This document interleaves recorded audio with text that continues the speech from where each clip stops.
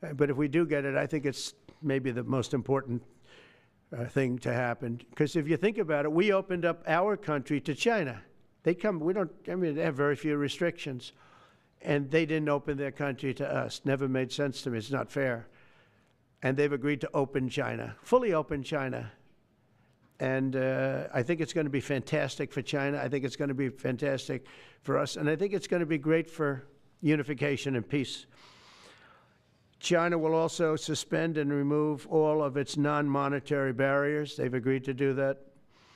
Well, they're very numerous. But again, to me, the biggest thing that came out of that meeting is they've agreed. Now we have to get it papered, but they've agreed to open up China.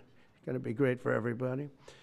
And third, I'm very happy to announce that Idan Alexander, an American citizen who until recently most thought was no longer living, thought was dead, is going to be released in about 2 hours, actually.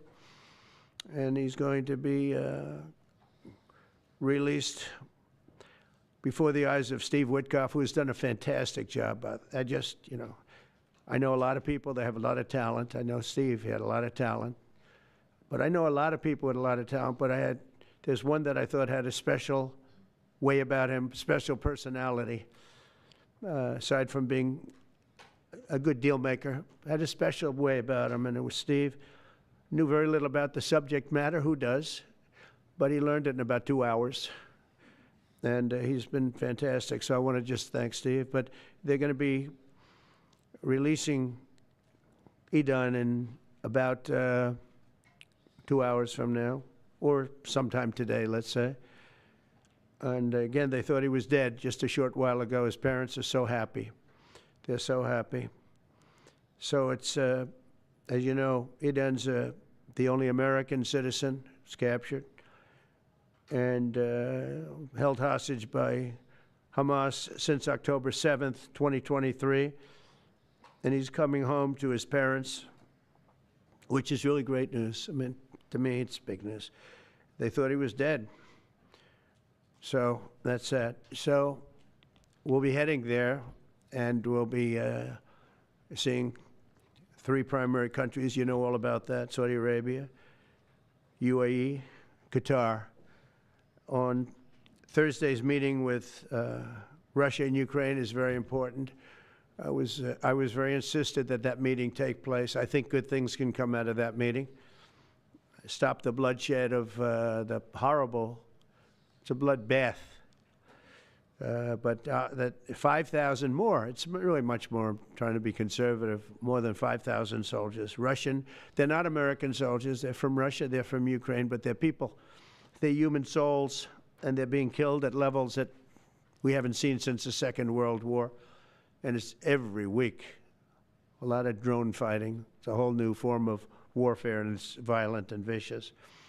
And so that's it. I'd like to go back to China just for a second. They're very heavy on the fentanyl. We're charging them, as you know, 20% for the fact that they send fentanyl into our country. And they've agreed that they're going to stop that. And, you know, they'll be rewarded by not having to pay, you know, hundreds of billions of dollars in tariffs. So the fentanyl should stop. It comes from China. It's amazing. And comes through our southern border, comes through our northern border too, comes through Canada, and comes through our southern border, much more through the southern border. But so that's a very important subject to me, because everybody in this room has lost friends or people that have family members that have died of fentanyl. So there's a big incentive for China to stop, and I take them at their word. They're going to work on that, I think, very hard. And one thing, when they work on something, they get it done. So now I'm about to depart on a historic visit. Some of you are going with us to, as I said, Saudi Arabia, Qatar, and United Arab Emirates. Before I do, I'll sign one of the most consequential executive orders in our country's history. I don't think there's ever been anything signed like this, certainly not with respect to health care, nothing even close. I'm delighted to be joined on this occasion by Secretary of Health and Human Services Robert F. Kennedy, Jr., who is doing a really good job, I have to tell you that. CMS administrator, a friend of mine, Dr. Mehmet Oz, who was an amazing guy. You know, I was telling Bobby before, Oz had a very successful show, but it hurt his reputation. Because when you're in show business, it hurts your reputation a little bit. It's good for you, but in terms of professionalism and being a doctor, it sort of hurts your reputation. This guy went to the best schools, was the best, I mean, top of the line. Then he did a television show, became a success, made a lot of money, all that stuff, but it sort of hurt him. And you know who I compare that to? I hate to say this, but a special woman, Jeanine Pirro. She was the toughest, smartest DA, maybe in our countries, in our cities and states history, New York. She was really tough, really sharp. Then she did a show, and people didn't think of her quite the same way. She became more of an entertainment person, like Oz. Oz is not an entertainer. He's not really an entertainer, if you know the real story. And she isn't either. She is unbelievable. She was one of the strongest district attorneys in the history of New York, highly respected, very tough, went after the drug dealers at a level that you don't see today anymore. And you know, hopefully she's given up a tremendous, she's leaving the #1 show on cable television, one of the #1 shows on television, period, The Five, but they've got great people left behind, but she was a big part of it. And so I equated to that. Jeanine Pirro is unbelievable. FDA Commissioner Dr. Marty McCary, with a reputation that's second to none, and the job he's doing already has been fantastic. Thank you, Marty. And Director of National Institute of Health, Jay Bhattacharya, who has been, as you know, from Stanford, so highly regarded, and have all been working with us very hard on this. And the question they would ask, being a little bit new to the government aspect of it, is why doesn't somebody fight the drug price situation, meaning equalization? There's a term, it's called equalization. Nobody wants to mention that term. And I'm not knocking the drug companies. I'm really more knocking the countries than the drug companies, because they're forced to do things. But the drug lobby is the strongest lobby in this country, they say, the drug lobby. It's between that and lawyers, and they have a lot of power. But starting today, the United States will no longer subsidize the health care of foreign countries, which is what we were doing. We're subsidizing others' health care. Countries where they paid a small fraction of what, for the same drug, that what we pay many, many times more for. And will no longer tolerate profiteering and price gouging from Big Pharma. But again, it was really the countries that forced Big Pharma to do things that, frankly, I'm not sure they really felt comfortable doing. But they've gotten away with it, these countries. European Union has been brutal. And the drug companies actually told me stories. It was just brutal how they forced them. And European Union suing all our companies, Apple, Google, Meta. They're suing all of our companies. They end up, they have judges that are European Union-centric, and they get rewarded $15 billion, $17 billion, $20 billion, and they use that to run their operation. Not going to happen any longer, that I can tell you. So what's been happening is we've been subsidizing other countries throughout the world, not just in Europe, throughout the world. European Union was the most difficult, from what I understand. I mean, I'll tell you a story. A friend of mine who's a businessman, very, very, very top guy. Most of you would have heard of him. A highly neurotic, brilliant businessman, seriously overweight, and he takes the fat shot drug.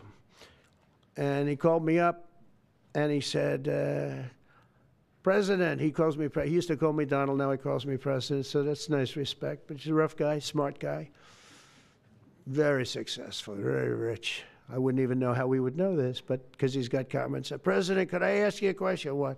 I'm in London, and I just paid for this damn fat drug I take. I said, it's not working. He said,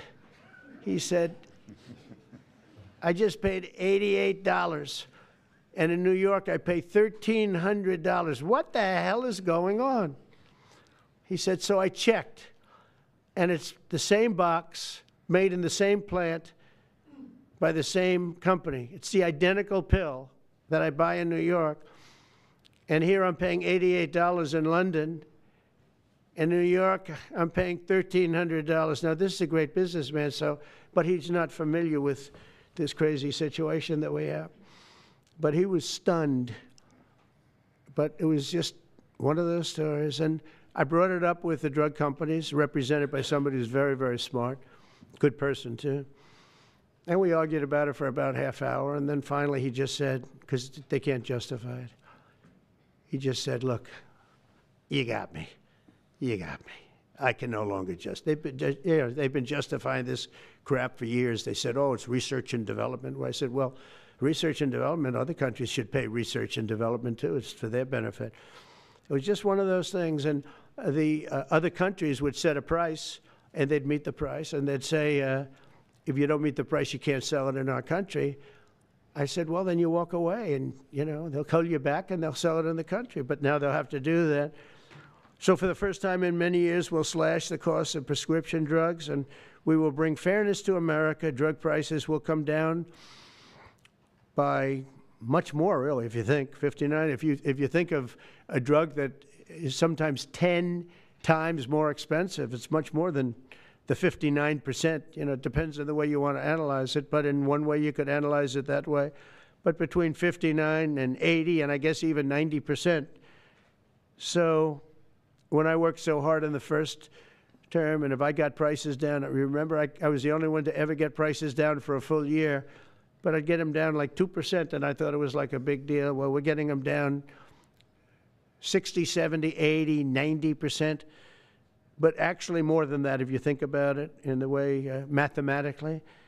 And Pharma has to say, we're sorry, but we'll not be able to do this any longer to these countries that have been so tough.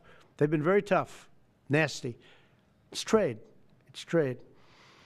And pharma is also very powerful. And the Democrats have protected pharma. The Democrats have protected pharma. These are the Democrats. And by the way, I just called the Speaker of the House, and I just called the leader, our leader in the Senate, John Thune, Mike Johnson. Spoke to both of them. I said, when you score, you're going to have to score two things. You're going to have to, number one, score that hundreds of billions of dollars of tariff money is coming in.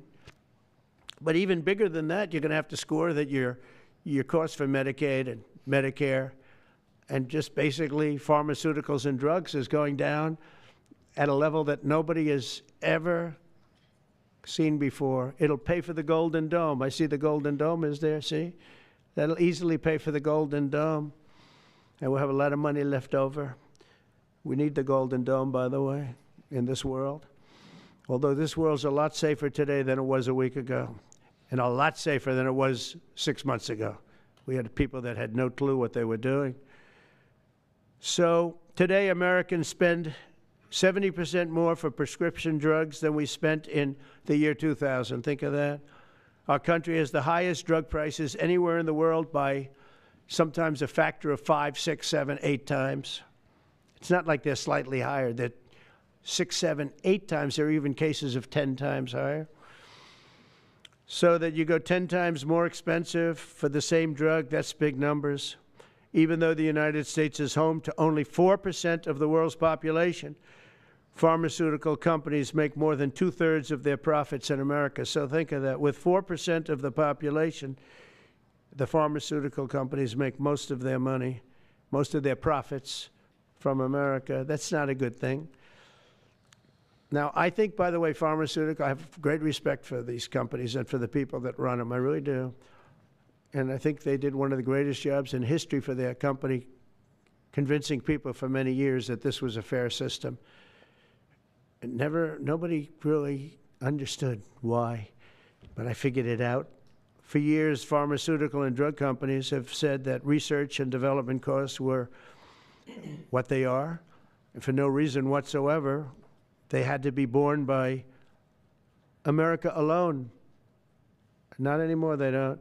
This means American patients were effectively subsidizing socialist healthcare systems in Germany, in all parts of the European Union. They were the toughest of all. They were nasty. And I see that. I see that with trade, too. European Union is, in many ways, nastier than China. Okay? And we've just started with them.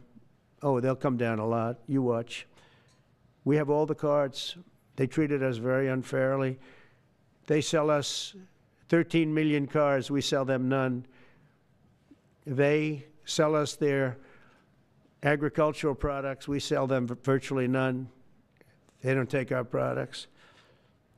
That gives us all the cards, and very unfair. So they're going to have to pay more for health care, and we're going to have to pay less. That's all it is. And believe it or not, you know, because it's really the world we're talking about, not just the European Union, but because it's the world, the numbers are for the healthcare company not as bad as you would think. They'll make the same. I think the healthcare companies should make pretty much the same money. I really don't believe they should be affected very much, because it's just a redistribution of wealth. It's a redistribution where it could be the same top line, but it's going to be distributed differently. Europe's going to have to pay a little bit more. The rest of the world's going to have to pay a little bit more, and America's going to pay a lot less. Again, because it's a much smaller population than when you think of the whole world. So basically what we're doing is equalizing. There's a new word that I came up with, which I think is probably the best word. We're going to equalize, where we're all going to pay the same. We're going to pay what Europe's going to pay. We're going to all pay. Now, there may be some countries in dire need, and I would be willing to sacrifice that and help them. But it's called most favored nation. We are going to pay the lowest price there is in the world. We will get whoever is paying the lowest price. That's the price that we're going to get. So remember that. So we're no longer paying 10 times more than another country. Whoever is paying the lowest price, we will look at that price and we will say that's the price we're going to pay. Most favored nations. That's what it is. One breast cancer drug costs Americans over $16,000 per bottle. But the same drug from the same factory, manufactured by the same company, is 1/6 that price in Australia and 1/10 that price in Sweden. 1/10 for the identical product. A common asthma drug costs almost $500 here in America, but costs less than $40 in the United Kingdom. So $40 in the United Kingdom, which is where this gentleman told me he paid a small amount for his shot. But think of that. So $40 versus $500 here. That's not even bad. There are much worse examples. And the weight loss drug, Ozempic, costs 10 times more in the United States than in the rest of the developed world. 10 times more. Why? Why? What did we do? Suckers. But we never had a president that had the courage to do this. And nobody knew the system like I do. I mean, I've gotten to know this system so well. And I don't think it's fair that it benefits Obamacare. Obamacare is a failure. It's not a good health care. It works. I made it work. I had an obligation to make it work, or an obligation to let it die. I chose that we had to make it work. I had to make it as good as possible. And I had a choice. I could have let it fail or make it as good as possible. As good as possible means it was still not very good, but it survived. And we did the right thing. But this makes everything work. And I don't want to have a bad form of health care work because of the fact I was able to cut drug prices by 80 or 90%.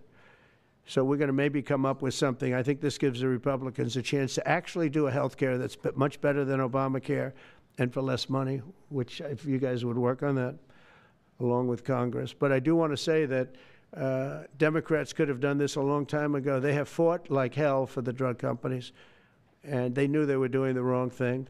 And it's going to be very hard.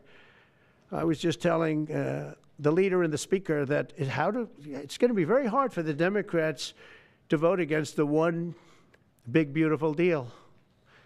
The greatest tax cuts in history, greatest everything, but now you have the big drug prices because that's going to be included. It makes that whole situation different from a scoring standpoint. I just told them, I called them up about this. I said, I'm going to do something that's going to be very monumental, and you're going to be scoring.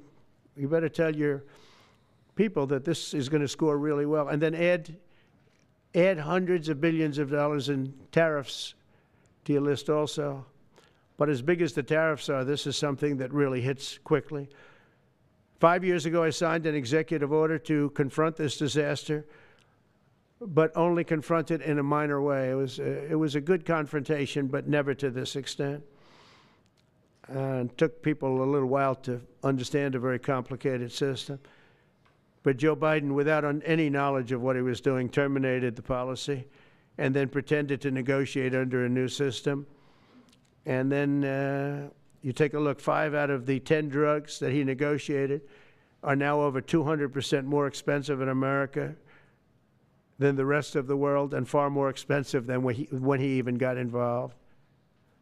Much more expensive than when he got involved. Joe Biden's plan was as you know, because you wrote about it, you don't say it very loudly, but it was a very big failure, was his whole presidency. First, I'm directing the U.S. Trade Representatives and Department of Commerce to begin investigations into foreign nations that extort drug companies by blocking their products unless they accept bottom line and very low dollar amounts for their product, unfairly shifting the cost burden onto American patients.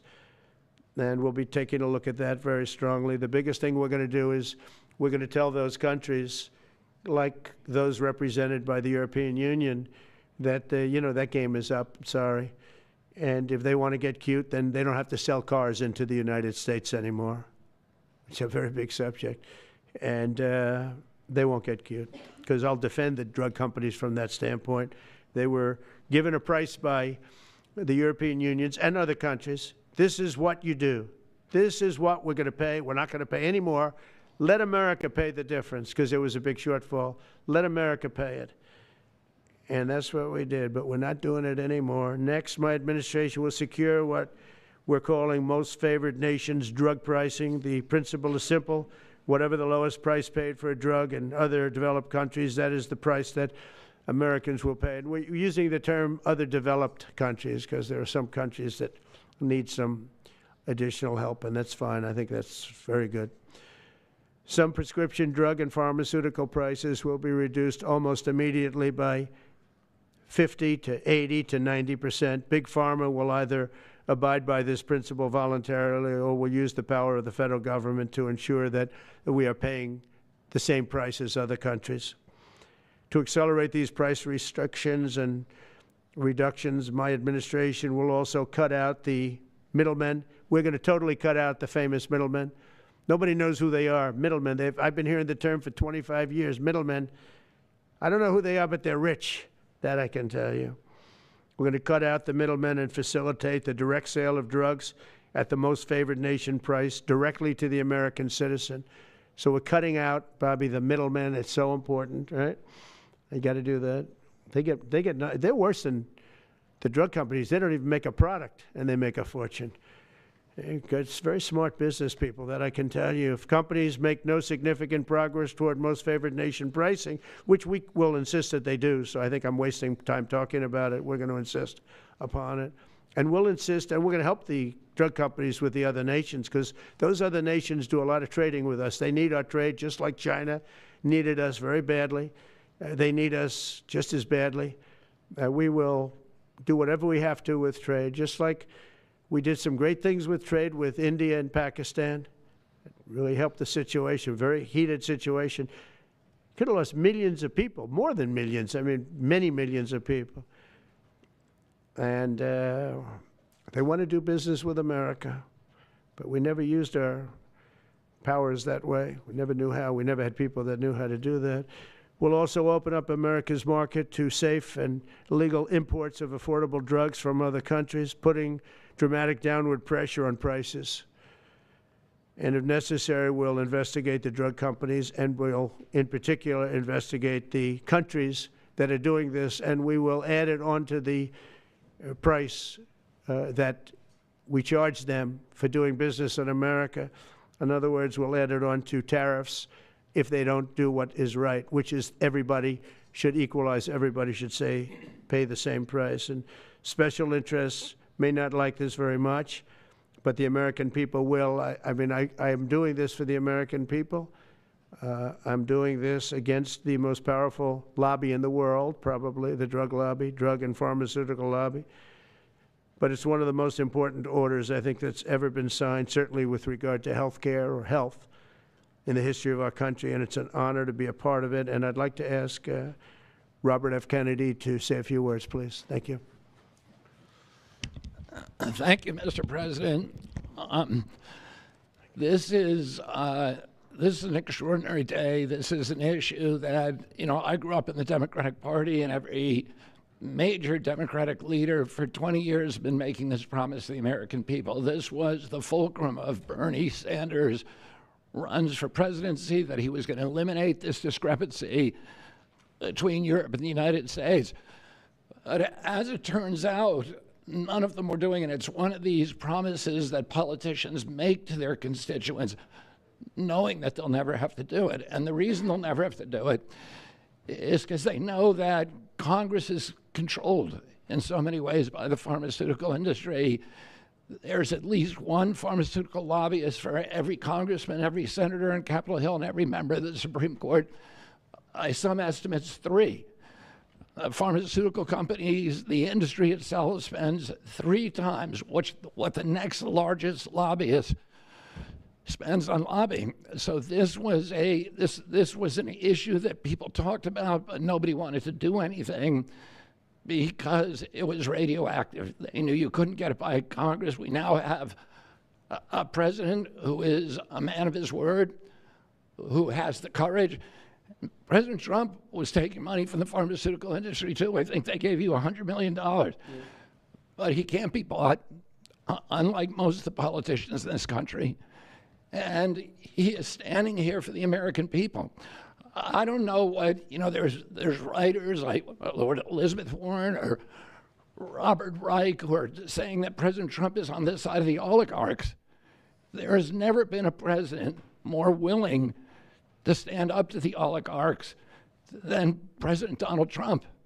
And I'm very, very proud of you, Mr. President, for your courage, I'll say, because I don't want to be crude, your intestinal fortitude, your stiff spine, and your willingness to stand up for the American people. We have 4.2% of the world's population. Our country represents 75% of the revenues for pharmaceutical companies. We spend in our country $1,126 per capita on drugs. In Britain, they spend about $240. They spend 1/5 of what we do. And this is true across Europe.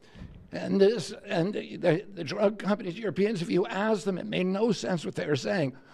America has to pay for this innovation or it's not going to happen. What President Trump is saying to our European partners is you've got to raise the amount that you're paying for those drugs and pay for your share of the innovation. That the United States is no longer subsidizing that.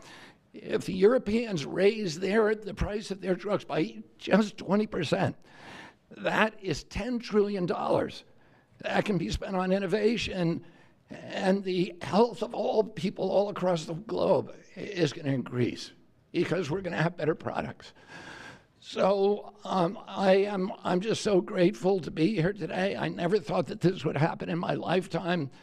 I have a couple of kids who are Democrats, are big Bernie Sanders fans, and when I told them that this was going to happen, they had tears in their eyes because they thought this is never going to happen in our lifetime, and we finally have a president who's willing to stand up for the American people. Thank you, and Dr. Oz. Thank you, Secretary Kennedy. This is the most powerful executive order on pharmacy pricing and health care ever in the history of our nation. And it's only happening because we have a president with the fortitude, the guts to stand up to the withering criticism and lobbying that's going to occur as soon as folks hear about the executive order. So On behalf of the child in Philadelphia who's got an autoimmune disease with a $1,000 a month drug, or the older woman in Los Angeles who's on a blood thinner who can't afford her copay, I want to thank President Trump. God bless you for having the guts to take on this industry. Thank you, sir. Thank you very much. So let's talk about the details a little bit. And this is primarily about equalization, as President Trump said. It's about fairness. Think of NATO as a metaphor. When President Trump said, you've got to pay a little more, so it makes sense for all of us, they came up. And the European countries contributed. The same thing we believe will happen in this situation.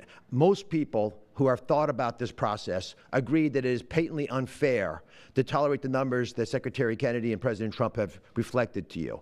On this chart to my left is a list of the 10 drugs that were negotiated in the IRA. Again, this is the bill, the law, that regulates a negotiation process. This is the best price that was able to be obtained by the Biden administration. And if you look at these numbers, they actually reflect how much on top of the most favored nation price was being paid by the United States. So the closest to me, and Bob, you can point to the Jardiance, the closest one, 289%, the one that's closest to you. That means that we are paying in America 4 times more than that drug costs in other countries. Again, 100% is the baseline. It's 289% above that baseline. It goes all the way down to when we're paying 50% more than any other country. That's the range. As was pointed out by President Trump, half the time we're paying 3 times more than is paid in other countries. It doesn't make any sense for the system. That stated, President Trump has over and over again indicated, and Secretary Kennedy reflected as well, we want innovation. We want our technology partners doing the best they can to make the best solutions for drugs to cure as many people in America and around the world as possible. By getting our allies to pay a bit more, as they should be, and they should have for many years been doing, will course correct a problem that's gotten out of hand. And by doing that in a thoughtful, effective way, we're going to be able to get the pharmaceutical industry whole. Those jobs will still be here, will still be productive, will still be curing cancer and a slew of other ailments that plague humanity. America will still be the leader in this space, but we'll be paying the appropriate amount, the right-sized amount for those tasks. So over the next 30 days, the 4 of us up here, together with people standing in the back of this room who are doing a lot of the heavy lifting, are going to be approaching pharmaceutical companies to talk specifically about what we want the most favored nation price to be based on the best data we have.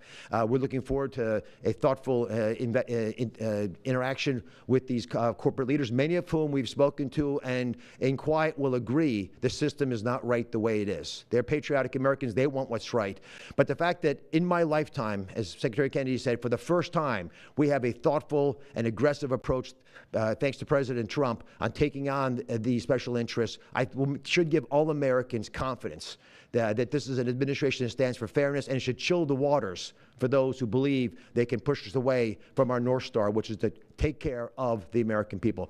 Mr. President, God bless you. Thank you very much. Thank you. Jay, you want to go next? Sure. Yep. So I teach economics at Stanford as well as health policy. And one thing that's really, really simple in economics is that when you have a persistent price difference for the same product between 2 countries, there is something deeply wrong. And what President Trump has done is a historic measure that should have been done a long time ago. What we're going to do is make sure that those prices become much closer to equal, like a competitive market you'd expect. Right now what's happening is the American people are subsidizing in large fraction the research and development efforts for drug companies around the world by the higher prices that we pay. With this new order, Europe will share the burden of that. And in fact, if you may think of it as like as somehow it's going after drug companies, actually it's helping drug companies. Because what we're also going to do with this order, what President Trump has done with this order, is he's said to European governments, look, if you are taking advantage of the drug companies by forcing them to charge very, very low prices, we're going to defend American drug companies in Europe. At the same time, we're standing up for the American consumer who's been paying far too high prices for far too long. I can go back decades to point to congressional reports after government report after government report of tremendously high drug prices, much higher than the rest of the world, and nothing has been done about it until this moment. And I'm really, really proud, President Trump, that you've done this. I'm really proud to be included in this and looking forward to the work ahead. Thank you, Jay. Great. All right. Thank you, Mr. President. On behalf of the many doctors I've talked to about this very issue, thank you for taking the bull by the horns. Presidents on both sides of the aisle have talked about this and floated it and said they've wanted to do it, so you've had the courage to do it. Thank you. I've been a surgical oncologist at Johns Hopkins for 22 years, and I have seen patients suffer. We didn't take an oath to heal patients and then watch their life get ruined financially, with their home, mortgage, retirement, going down the drain with GoFundMe campaigns, raising money from church communities and synagogues and friends they haven't seen in 20 years to try to raise money for what? For a system where Americans have been getting ripped off by 10, 12, 15 times higher prices than we see in other countries. The fundamental problem in healthcare is that we've had non-competitive markets. We can do little things around the edges, or we can transform those markets to competitive markets, and that's what this executive order does today. Imagine buying a Ford for $175,000, a regular car, and then hearing that people in London are buying it for $10,000 every day, all day long. That is the craziness of this system. We're going to do everything we can at the FDA to support this executive order. It's transformative. Thank you, Mr. President. Thank you. Thank you very much. So thank you very much, everybody. I think it's a very important day. In many ways, you have, we'll start with the Houthis. We go to Pakistan and India. We go to what we did with China, the trade deal, and with UK. And by the way, many other deals are coming in very much. At a certain point, we'll just set the price because we know where we are. But we'll just set the price. But world trade is going to be terrific, and our country is going to be making a lot of money. Taxes are going to go down. Taxes are going to go down very, very substantially. But you look at all of the things that we've done, and now today I'm heading over. We'll see what we're going to do with respect to Iran. I think you have very good things happening there, too, by the way. I think can't have a nuclear weapon, but I think that they are talking intelligently. We're in the midst of talking to them, and they're right now acting very intelligent. We want Iran to be wealthy and wonderful and happy and great, but they can't have a nuclear weapon. It's very simple. So I think they understand that I mean business, and I think they're being very reasonable thus far. And don't underestimate Thursday in Turkey. President Erdogan is going to be a great host, and we are doing some work with him having to do with Syria, too, by the way. We're going to have to make a decision on the sanctions, which we may very well relieve. We may take them off of Syria because we want to give them a fresh start. But President Erdogan's asked me about that. Many people have asked me about that because the way we have them sanctioned, it doesn't really give them much of a start. So we want to see if we can help them out. So we'll make that determination. But I think you're going to have maybe a good meeting. You have the potential for a good meeting, that a meeting wasn't going to take place. I insisted that that meeting take place. And it is taking place. And I think you may have a good result out of the Thursday meeting in Turkey between Russia and Ukraine. And I believe the two leaders were going to be there. I was thinking about flying over. I don't know where I'm going to be on Thursday. I've got so many meetings. But I was thinking about actually flying over there. There's a possibility of it, I guess, if I think things can happen. But we got to get it done. We got to save 5,000 lives a week. 5,000 lives is really more than that. It's worse than that. And when you see and you don't want to see it, but when you see the satellite photographs of the battlefield with arms and legs and heads all over the place, separated by 30 yards from bodies, doesn't make sense. Doesn't make sense. So we're working very hard to see if we can end that bloodbath. Okay, there shouldn't be too many questions. It's been covered pretty well. Mr. President, thank you for taking questions. Two quick ones for you. Starting on trade. If a longer-term deal is not reached with China at the end of these 90 days, can the American people expect those tariffs to go back up to 145%? No, but they would go up substantially higher. And then you know, at 145, you're really decoupling because nobody's going to buy. But they can go, they got very high because of additional tariffs I applied during the course because of fentanyl and other things. But no, but they'd go substantially higher. And then on Qatar, Mr. President. I think you will have a deal, however. Okay, you're confident that there will be a deal. On Qatar, has Qatar asked for any billion luxury jumbo jet? And how can the American people be so sure that they will not in the future? Well, I think what happens with the plane is that, we're very disappointed that it's taking Boeing so long to build a new Air Force One. We have an Air Force One that's 40 years old. And if you take a look at that compared to the new plane of the equivalent, stature at the time, it's not even the same ballgame. You look at some of the Arab countries and the planes they have parked alongside of the United States of America plane, it's like from a different planet. And it's close to 40 years old, might be more than 40 years old now. And we, when I first came in, I signed an order to get it built. I took it over from the Obama administration.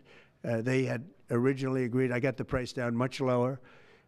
And then when the election didn't exactly work out the way that it should have, a lot of work was not done on the plane because a lot of people didn't know. They made change orders that were so stupid, so ridiculous. And it ended up being a total mess, a real mess. And when I came back, I said, by the way, what's going on with the Boeings that are coming in? Well, sir, they're way behind. And they are. They're way behind. They were way behind. Another mess that I inherited from Biden. And it's going to be a while before we get them. And I think Qatar, who has really, we've helped them a lot over the years in terms of security and safety. I think they, and very, very nicely, and I have a lot of respect for the leadership and for the leader, Qatar. And I think they knew about it because they buy Boeings. They buy a lot of Boeings. And they knew about it. And they said, we would like to do something. And if we can get a 747 as a contribution to our Defense Department to use during a couple of years while they're building the other ones, I think that was a very nice gesture. Now, I could be a stupid person and say, oh, no, we don't want a free plane. We give free things out. We'll take one, too. And it helps us out because, again, we're talking about we have 40-year-old aircraft. The money we spend, the maintenance we spend on those planes to keep them tippy-top is astronomical. You wouldn't even believe it. So I think it's a great gesture from Qatar. I appreciate it very much. I would never be one to turn down that kind of an offer. I mean, I could be a stupid person and say, no, we don't want a free, very expensive airplane.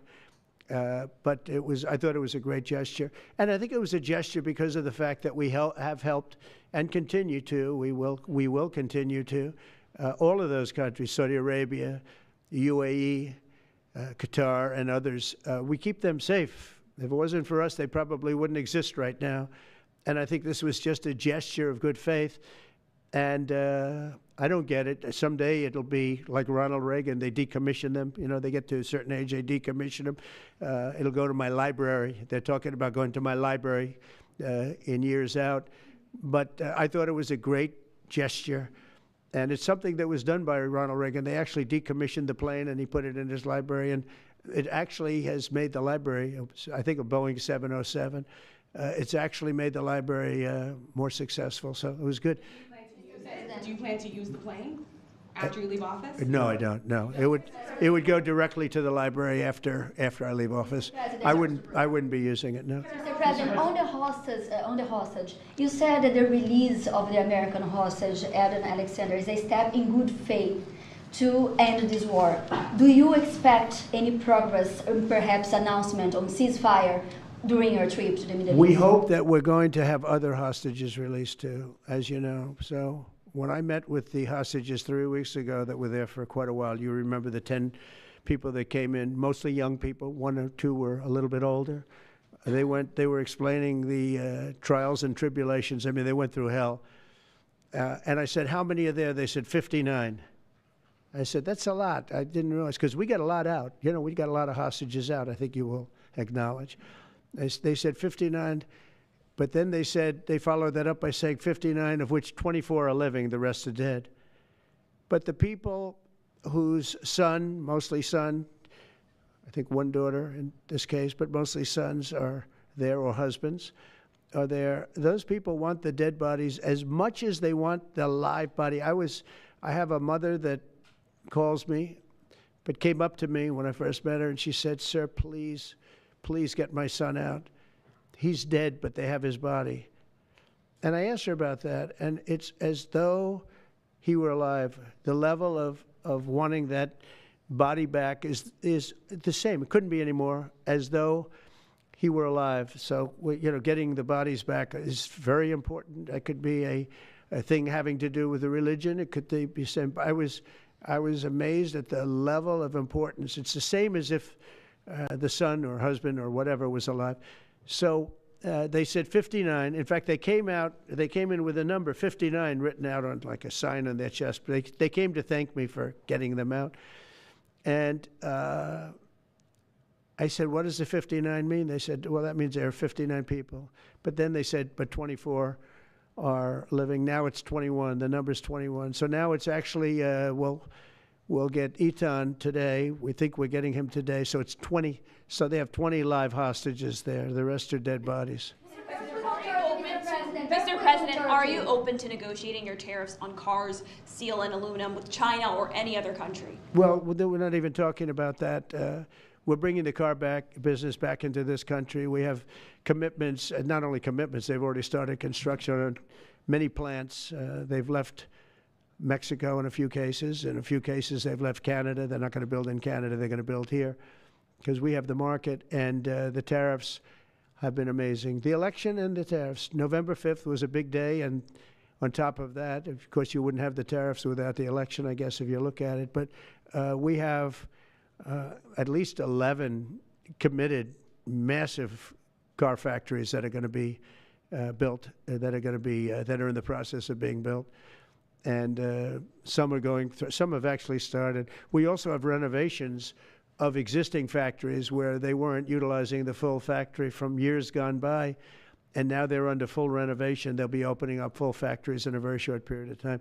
Our car industries, I think we're going to have the #1 industry. You know, if you look at Japan and these others, they do tremendously with cars, and they can do that too. But you know, if they want to sell cars in the United States, they're going to have to build factories in the United States, because I'm interested in cars for the United States. Now, one other thing is, in our tax bill, we're giving not only no tax on tips, no tax on Social Security, no tax on overtime, but also we're going to get a deduction for people that borrow money to buy a car if it's made in America. If it's not, we have no interest. On the meeting between President Putin as well as President Zelensky, if President Putin doesn't show up to these talks in person in Turkey, will you join Europe in putting higher sanctions on If I felt it would be important toward getting the deal done, I'm the one that insisted on the meeting. They couldn't get a meeting because one said ceasefire, one said no ceasefire, was going back and forth. I said, look, at this point, we got to stop it. Just go to the meeting. The meeting's been set. Go to the meeting on Thursday. And if I thought it would be helpful, I don't know where I'm going to be at that particular point. I'll be someplace in the Middle East, but I would fly there if I thought it would be helpful. Yeah, please. Refugees. I want to ask you about South African refugees. Dozens of Afrikaners who claim discrimination in their home country are heading to the United States, right, where your administration is going to welcome them as refugees. Now, this comes as you've halted virtually all refugee admissions for people fleeing famine and war from countries like Sudan and the Democratic Republic of Congo. Why are you creating an expedited path into the country for Afrikaners but not others? Because they're being killed, and we don't want to see people be killed. Now, South Africa leadership is coming to see me, I understand, sometime next week. And, you know, we're supposed to have I guess a G20 meeting there or something, but we're having a G20 meeting. I don't know how we can go unless that situation's taken care of, but it's a genocide that's taking place that you people don't want to write about, but it's a terrible thing that's taking place, and farmers are being killed. They happen to be white, but whether they're white or black makes no difference to me, but white farmers are being brutally killed, and their land is being confiscated in South Africa, and the newspapers and the media, television media, doesn't even talk about it. If it were the other way around, they'd talk about it. That would be the only story they'd talk about. And I don't care who they are. I don't care about their race, their color. I don't care about their height, their weight. I don't care about anything. I just know that what's happening is terrible. I have people that live in South Africa. They say it's a terrible situation taking place. So we've essentially extended citizenship to those people to escape from that violence and come here. Yeah. Mr. President, Please. Yeah, Mr. President, thank you. Are you letting China off the hook for these 90 days, and do you really believe that they will follow through with non-tariff barriers and remove those? Non-monetary tariffs, yeah. Yeah, I think they're going to follow through. I think they want it very badly. I think they want the deal very badly. Again, this doesn't include the steel tariffs that I put on a long time ago that Biden tried to get off, but he couldn't get them off because it was too much money. You know, I took in hundreds of billions of dollars from China, what a lot of people don't know, but we put on the tariffs originally. And if I didn't do that, we wouldn't have a steel industry today. Now we have a thriving steel industry. It'll be thriving much more with what we're doing because this is the next level. But it doesn't include that, doesn't include cars, doesn't include pharmaceuticals when we do that.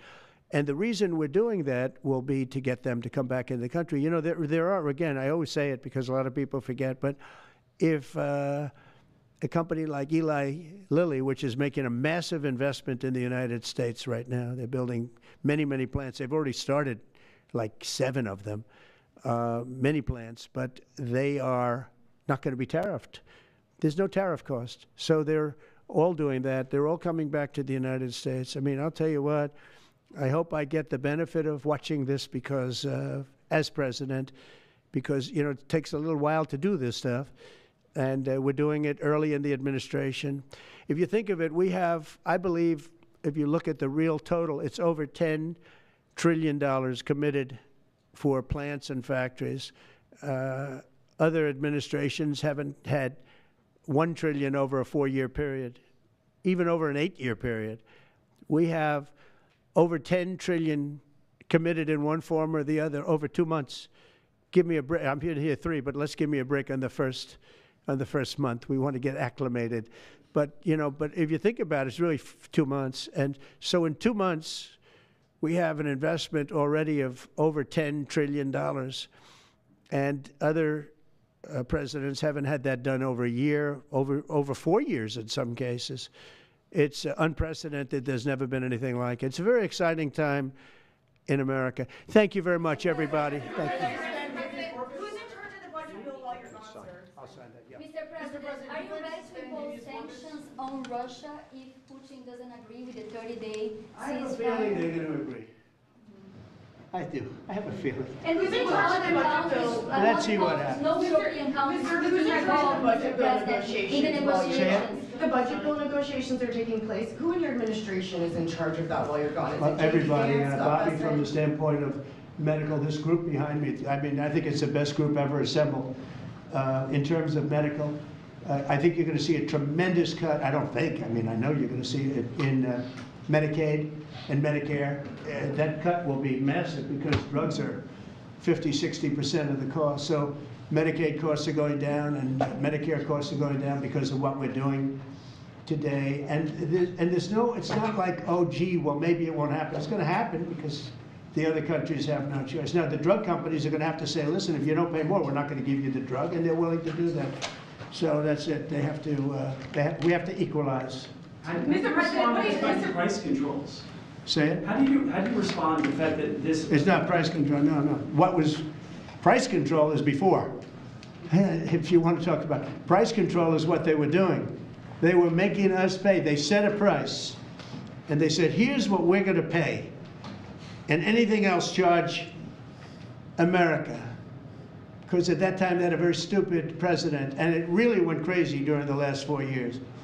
And remember this, the Democrats are the ones that allowed this to happen. They were the ones that were the protector of this pricing system. And I think it's going to be very hard. You'll have to ask Democrats, are they going to vote against the one great, big, beautiful deal that's being negotiated now, tax cuts, etc. We're now on top of the tax cuts and regulation cuts, all the things. Now you're going to say that the price of your medicine is going down by 60, 70, 80%. You're going to vote against it? I think a lot of Democrats are going to be forced to do something that their leaders are going to beg them not to do, and that's vote for the bill. I don't see how they can vote against it. How can they vote against it when drug prices, drugs and pharmaceuticals are going to be down 70, 80%? It's going to be very interesting. Mr. President, what do you say to people who view that luxury jet as a personal gift to you? Why not leave it behind? You're ABC fake news, right? Why not? Because only ABC, well, a few of you would. Let me tell you, you should be embarrassed asking that question. They're giving us a free jet. I could say, no, no, no, don't give us, I want to pay you $1 billion or 400 million or whatever it is. Or I could say, thank you very much. You know, there was an old golfer named Sam Snead. Did you ever hear him? He won 82 tournaments. He was a great golfer. And he had a motto: when they give you a putt, you say, thank you very much. You pick up your ball and you walk to the next hole. A lot of people are stupid. They say, no, no, I insist on putting it. And then they putt it and they miss it. And their partner gets angry at them. You know what? Remember that, Sam Snead. When they give you a putt, you pick it up and you walk to the next hole and you say, thank you very much. Respectfully, sir, as a businessman, some people may look at this and say, have you ever been given a gift worth millions of dollars and then not received anything? It's not a gift to me, it's a gift to the Department of Defense. And you should know better, because you've been embarrassed enough, and so has your network. Your network is a disaster. ABC is a disaster. Here is the bill. Bobby, come on over here. Now you're talking about trillions and trillions of dollars. Thank you very much, everybody. Mr. President, a quick question about Turkey. Thank you very much. Thank you, sir.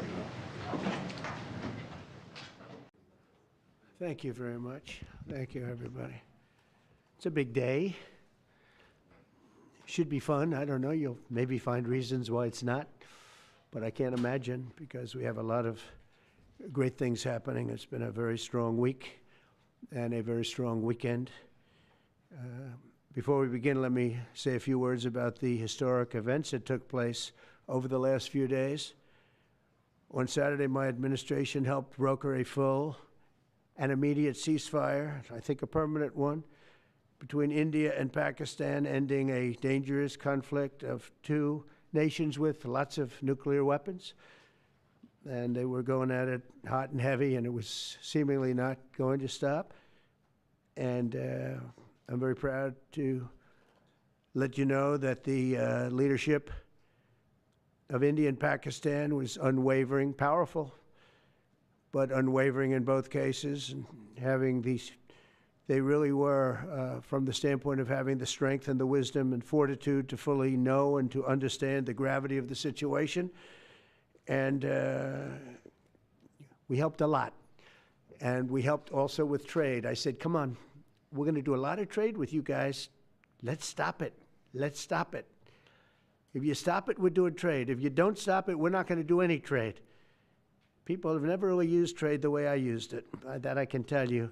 And all of a sudden they said, I think we're going to stop. And they have. And they did it for a lot of reasons, but trade is a big one. We're going to do a lot of trade with Pakistan. We're going to do a lot of trade with India. We're negotiating with India right now. We're going to be soon negotiating with Pakistan. And we stopped the nuclear conflict. I think it could have been a bad nuclear war. Millions of people could have been killed, so I'm very proud of that. I also want to thank Vice President Vance and Secretary of State Rubio for their work and efforts. They worked very hard on that. We also, as you know, created a situation where the Houthis, for the first time ever, have ceased firing, and they've let it be known that they're not going to be firing at American ships anymore, not going to be firing at Americans anymore. This was a heavy barrage that lasted for approximately 50 days. And as you know, they've been in war essentially for forever. But over the last 10 years, they've been very difficult for other countries. Nobody was able to do what we did.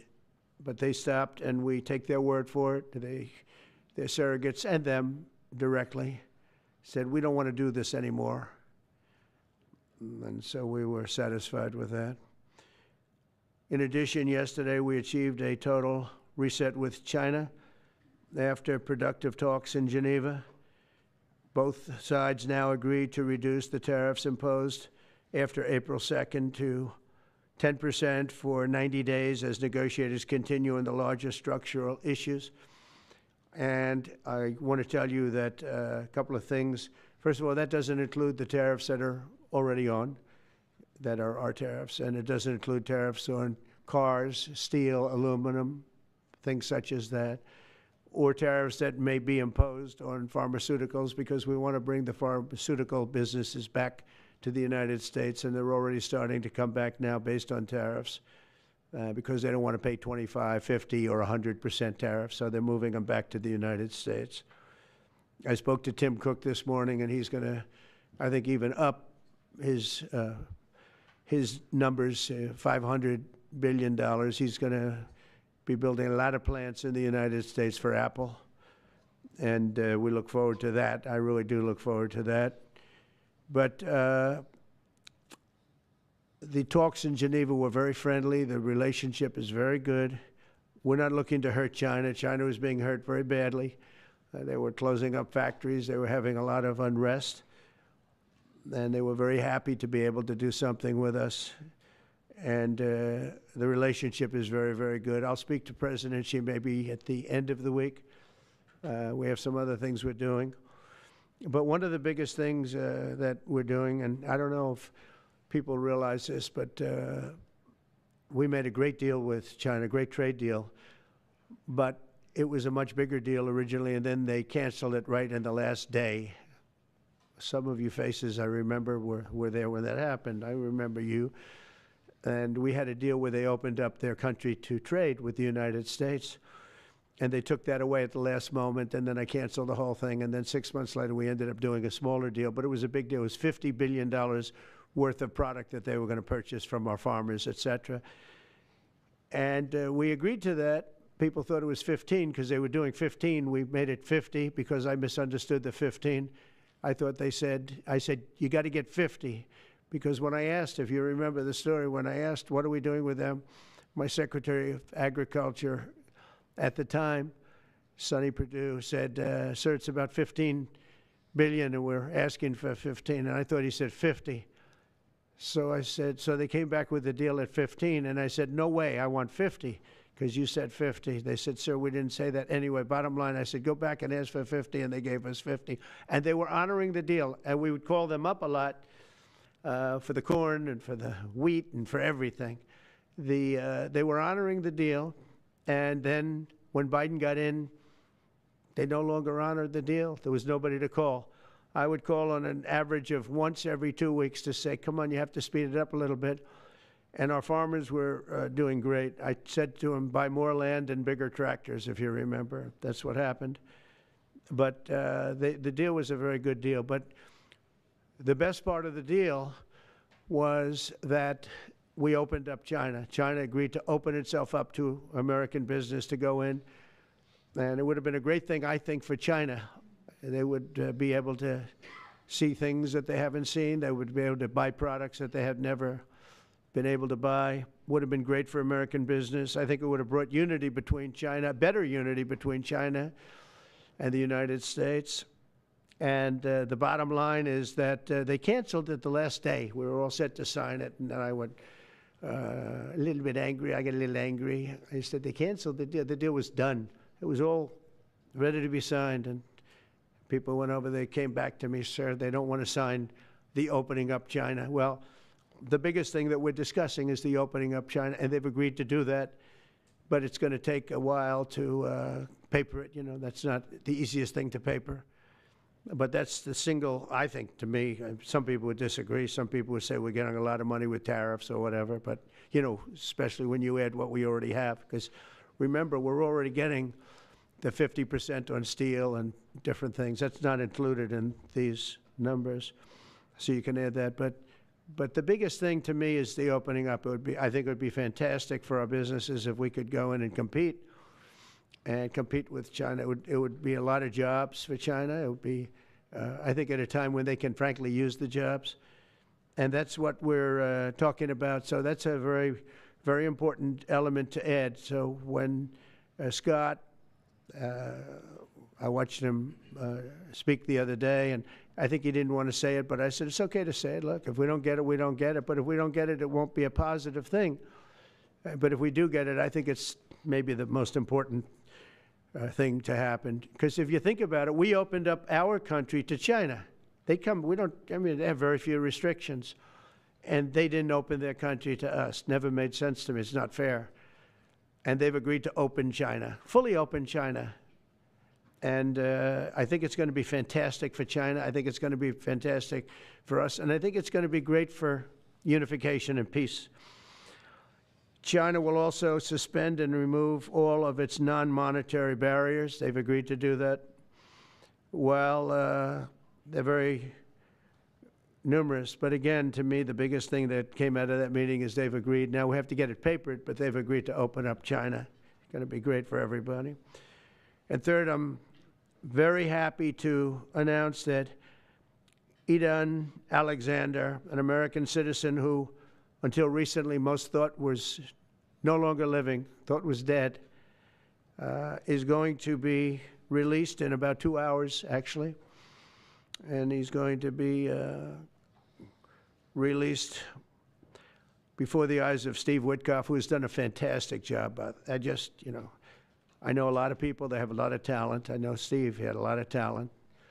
But I know a lot of people with a lot of talent, but there's one that I thought had a special way about him, special personality, aside from being a good deal maker, had a special way about him, and it was Steve. Knew very little about the subject matter, who does, but he learned it in about 2 hours. And he's been fantastic, so I want to just thank Steve. But they're going to be releasing Idan in about 2 hours from now, or sometime today, let's say. And again, they thought he was dead just a short while ago. His parents are so happy. They're so happy. So it's, as you know, Idan's the only American citizen who's captured and held hostage by Hamas since October 7th, 2023.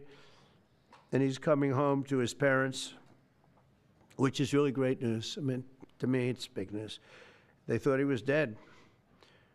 So that's that. So we'll be heading there, and we'll be seeing 3 primary countries. You know all about that: Saudi Arabia, UAE, Qatar. On Thursday's meeting with Russia and Ukraine is very important. I was very insistent that that meeting take place. I think good things can come out of that meeting. Stop the bloodshed of the horrible. It's a bloodbath. But that 5,000 more, it's really much more, trying to be conservative, more than 5,000 soldiers. Russian, they're not American soldiers. They're from Russia, they're from Ukraine, but they're people. They're human souls, and they're being killed at levels that we haven't seen since the Second World War. And it's every week. A lot of drone fighting. It's a whole new form of warfare, and it's violent and vicious. And so that's it. I'd like to go back to China just for a second. They're very heavy on the fentanyl. We're charging them, as you know, 20% for the fact that they send fentanyl into our country. And they've agreed that they're going to stop that. And, you know, they'll be rewarded by not having to pay, hundreds of billions of dollars in tariffs. So the fentanyl should stop. It comes from China. It's amazing. And comes through our southern border, comes through our northern border too, comes through Canada, and comes through our southern border, much more through the southern border. But so that's a very important subject to me, because everybody in this room has lost friends or people that have family members that have died of fentanyl. So there's a big incentive for China to stop, and I take them at their word. They're going to work on that, I think, very hard. And one thing, when they work on something, they get it done.